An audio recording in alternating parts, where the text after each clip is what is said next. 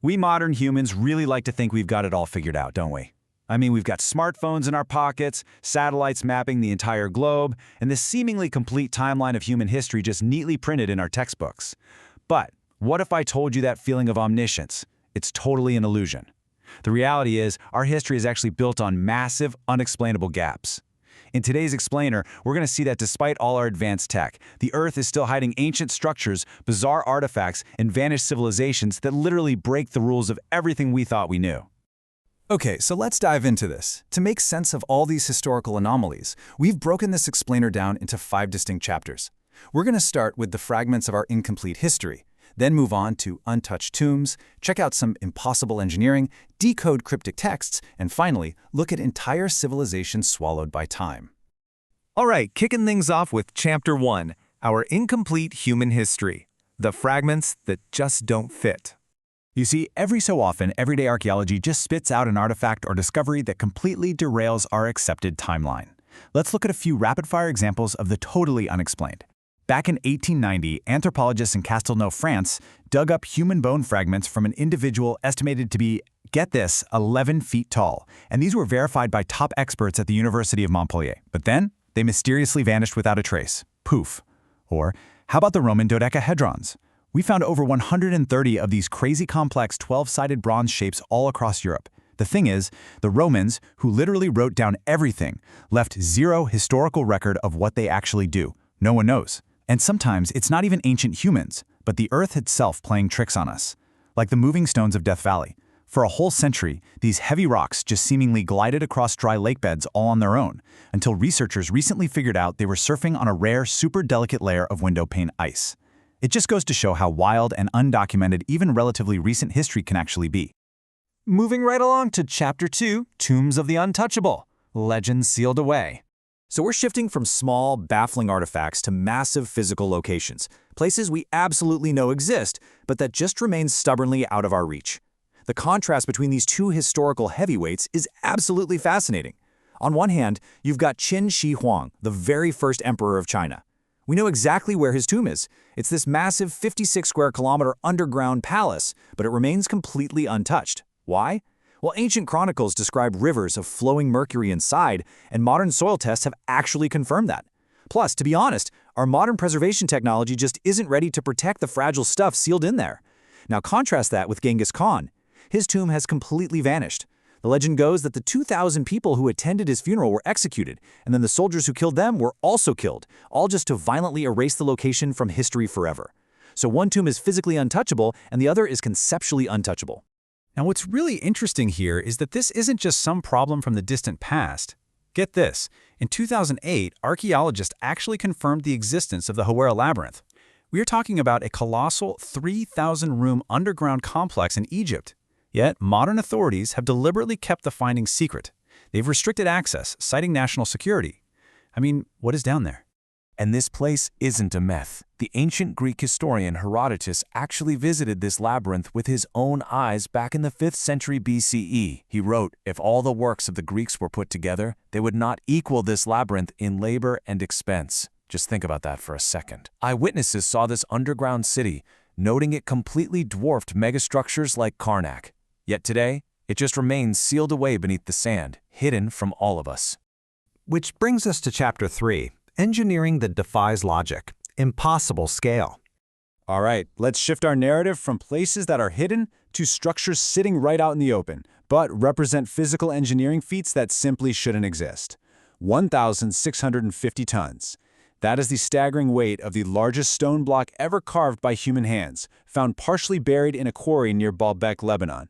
To put that massive number into perspective, you are looking at the equivalent weight of multiple Boeing airliners all in one single block of stone. And this brilliantly illustrates the sheer impossibility of the narrative we've all been taught. You see, mainstream history tells us the Romans built the foundations of Baalbek. But here's the problem. The absolute maximum lifting capacity of a Roman crane was, at best, 60 to 100 tons. Meanwhile, the megalithic trilithon stones that actually form the site's foundation, they weigh between 800 and 1,650 tons. There is absolutely no record of any Roman lifting device capable of moving stones of this staggering mass. It literally defies logic. Then, we have Göbekli Tepe in Turkey, which is at least 11,000 years old. 11,000 years! That means these massive, intricately carved, T-shaped limestone pillars, some of which weigh dozens of tons by the way, completely predate the invention of agriculture, metallurgy, and even the wheel. We're told it was built by scattered groups of hunter-gatherers. That completely rewrites our entire understanding of when complex human society actually began. And if we're talking about baffling methods, you have to look at the Kailasa Temple in India. It's the largest monolithic stone structure in the world. But here's the crazy part. They didn't build it from the ground up. Nope.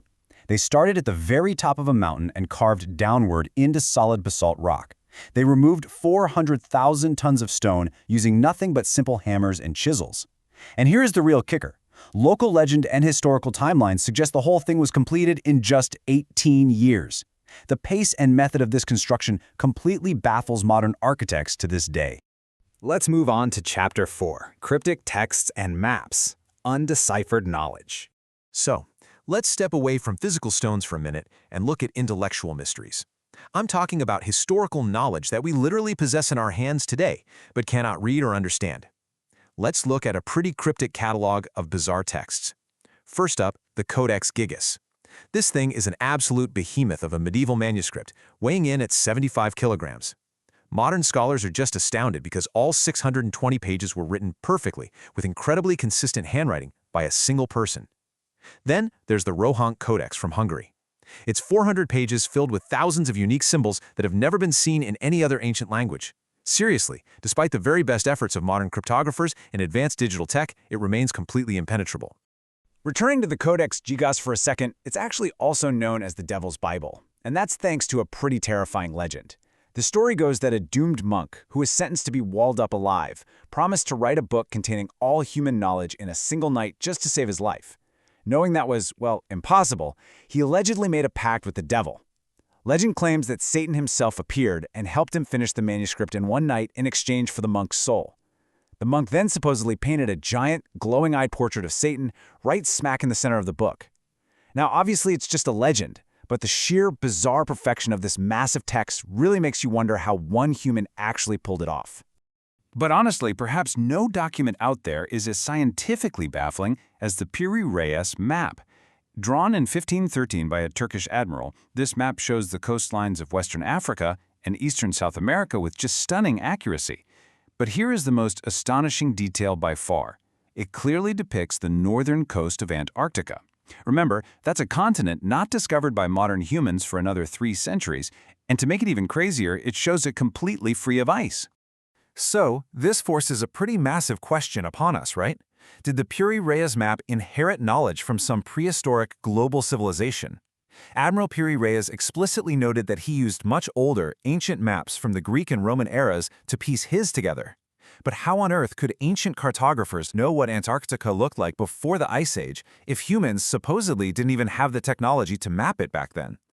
And that brings us to our final section. Chapter 5, Civilizations Swallowed by Time, The Vanishing Act.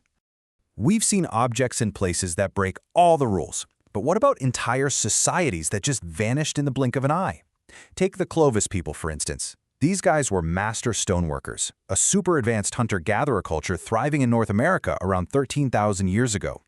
Their sophisticated weapon-making techniques are literally something modern researchers still study today. And then, poof, they were just gone. They abruptly vanished from the archaeological record.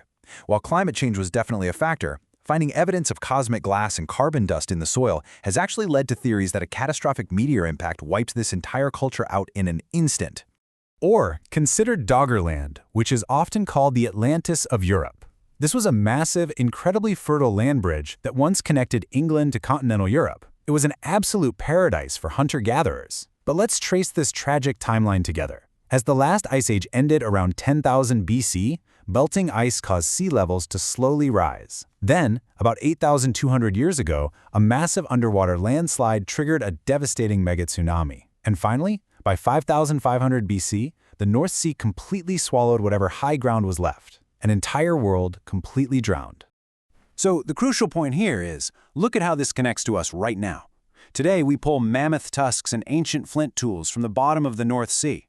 With rising sea levels threatening our coastlines right now, you have to ask, Will our modern coastal cities become the next Doggerland? It is a pretty haunting reminder of humanity's sheer fragility before the raw forces of nature. Which basically brings us right back to where we started. Despite all our advanced technology and everything we think we know, our modern civilization is incredibly fragile. We are standing on an unwritten foundation. Honestly, we're just a tiny little blip on a timeline absolutely full of lost knowledge, sunken lands, and impossible engineering that we are still, to this day, struggling to decode. And that leaves us with one final provocative thought. When our modern civilization inevitably falls, whether that's to time, to nature, or even our own doing, what inexplicable mysteries will we leave behind for the next civilization to dig up?